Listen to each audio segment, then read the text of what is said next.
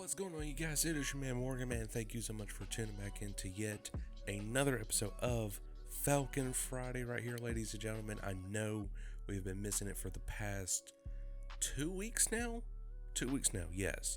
And I just, I feel sorry for letting you guys down on the Falcon Friday episodes, but really right now we're just starting in the dry season of the NFL. Now, of course, I know we have the NFL draft coming up in 2 more months, but there's just not a lot to talk about, minus that Tom Brady is getting drunk on a yacht, or boat, you should say, throwing the Lombardi Trophy around, and the Buccaneers winning the Super Bowl. That's about it, okay? But we're in a dry season now.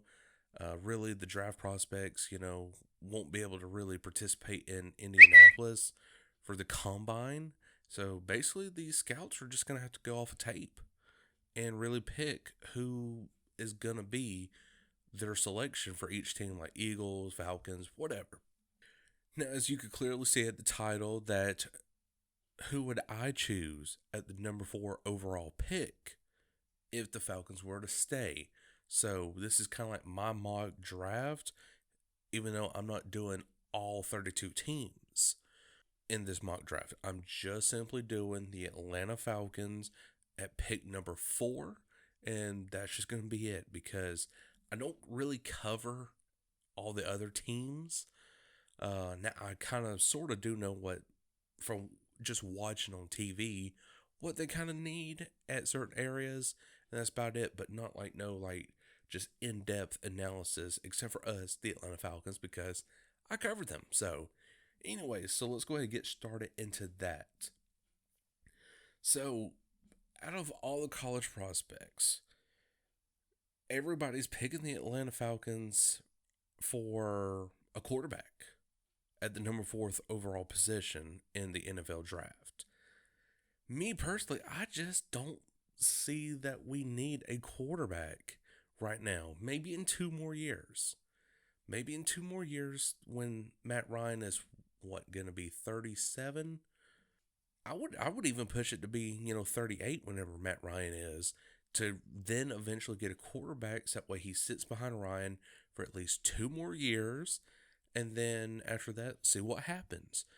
But for me, if I was the GM, that's my phone going off if you heard that, number 4th overall, depending on trading, that's my cat as well, I picked Najee Harris, the running back from Alabama.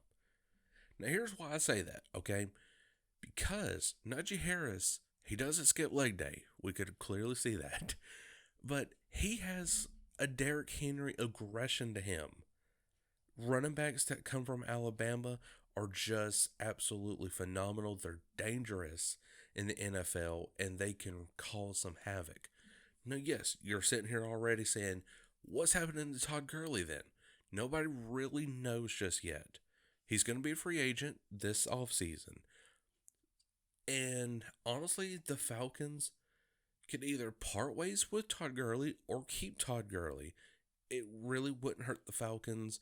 Nevertheless, it would actually still help the Falcons just a tad little bit more in percentage-wise if you kept Todd Gurley for end-zone run game, or red zone, whatever you want to say. Because if you do the red zone, Todd Gurley's going to give you score. He's going to give you touchdowns. But in that long run game from your own 25 to the opponent's end zone, you really want someone with a little bit of attitude, aggression, to knock down linebackers, defensive linemen, safeties, whoever, to push them out of the way and get in the end zone from your own 25, if that's even going to be possible, or just get a big gain.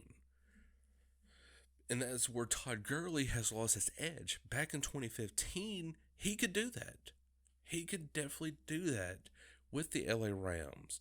But now, since with his arthritic knee is killing him just near about every single game, even though it didn't really show this past season, it still is there. And the Falcons did take caution with that arthritic knee and really just didn't put him too heavily in the run game unless it was necessary. So that's what I'm picking at the number 4th overall position in the 2021 NFL Draft. Is Najee Harris, running back Alabama, because of the full aggression, attitude, and stiff arms, whatever, to get defensive players out of his way to get that long gain or even a touchdown at the end of a play. So, guys, I know that was a very short Falcon Friday right here, but I sure hope you did enjoy right here on YouTube or the audio podcast. It is phenomenal that I am now doing this both video and audio, so that way you get both the best worlds. And plus you get to see this beautiful face right here every single Tuesday and Friday. But guys, hope you all enjoyed. If you did, make sure to like button on YouTube, leave a rating on Apple Podcasts, tell your friends about my other streaming platforms, Spotify, SoundCloud, Google, everywhere, radio.com, even iHeartRadio and Amazon Music. So until then, guys, Morgan will catch you all later.